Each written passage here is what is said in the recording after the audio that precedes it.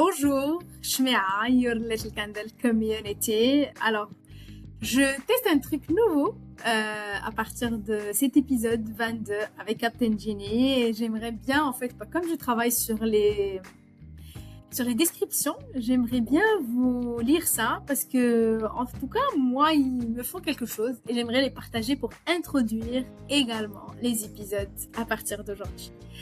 Alors, pour l'épisode 22 de Captain Genie, vous savez, dans la vie, on peut des fois aller très vite et savoir aussi ralentir. Mais on peut explorer le monde et construire de la stabilité. On peut choisir la liberté tout en construisant et créant de la structure. Dans un monde qui valorise la vitesse, la certitude et les trajectoires linéaires, aller d'un point A à B et le chemin traditionnel, le nomadisme soulève encore et souvent des questions. Est-ce sûr? Est-ce rentable? Est-ce compatible avec la croissance et la vie de famille, l'entrepreneuriat et une vision à long terme? Alors, dans cet épisode 22 de Shmea, your Little Candle podcast avec Captain Genie, j'ai eu le plaisir d'avoir cet échange avec elle, qui est, en fait, elle est voyageuse dans l'âme, elle est consultante business et également entrepreneur nomade depuis plus de 10 ans. Ce qui ressort de notre conversation ensemble n'est pas seulement un récit de voyage d'un pays à l'autre, mais une réflexion très très profonde de son expérience sur la manière dont le mouvement façonne l'identité. Et dans de petites décisions, des schmeettes créent un effet papillon. D'ailleurs, elle veut, si jamais elle écrit un livre, l'appeler effet papillon. Et aussi, on a parlé de comment la croissance naît souvent le jour où l'on cesse de s'accrocher à des définitions figées de la réussite. La voiture, la maison, le boulot, le statut professionnel, le statut personnel, etc., etc. Eh bien, dans cet épisode, nous avons exploré énormément de points et aussi ce que le nomadisme demande réellement.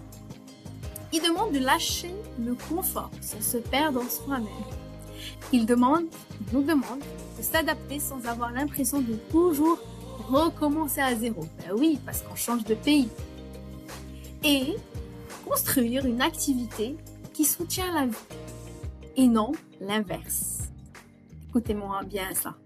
Construire une activité professionnelle qui soutient la vie, mais pas tourner toute sa vie autour de son activité professionnelle ou de son activité qui génère de l'argent ou de ce qui fait vivre.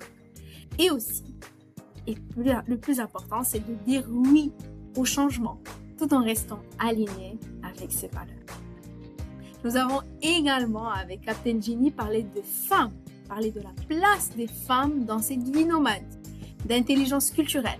C'est-à-dire, quand tu vas voyager dans un pays que tu connais pas, il faut qu'on active une intelligence, il faut qu'on s'adapte, il faut qu'on travaille sur nous. C'est pas, y a pas un mode opératoire prédéfini.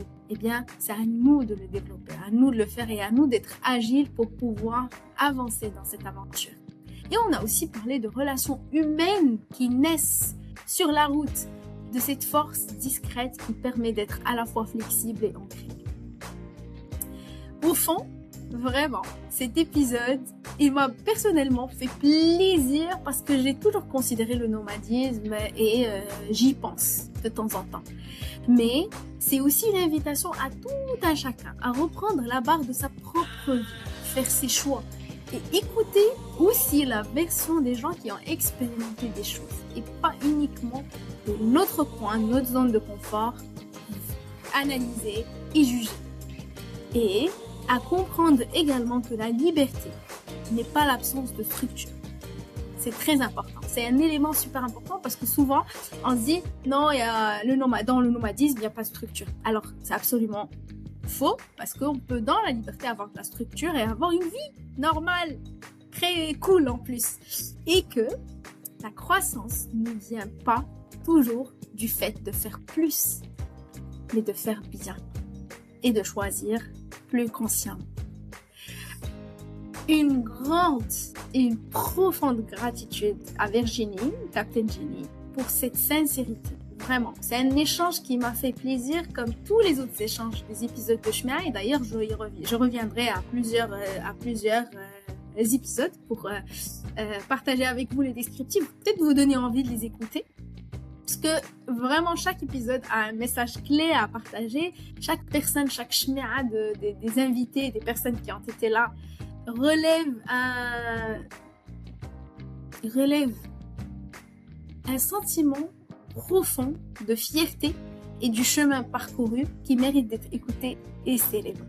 Eh bien, merci beaucoup Captain Jenny pour la sincérité, la clarté, la richesse partagée dans cet échange. À chaque réécoute, j'écoute souvent mes épisodes plusieurs fois pour pouvoir moi déjà comprendre tous les messages et pouvoir créer justement ces descriptifs.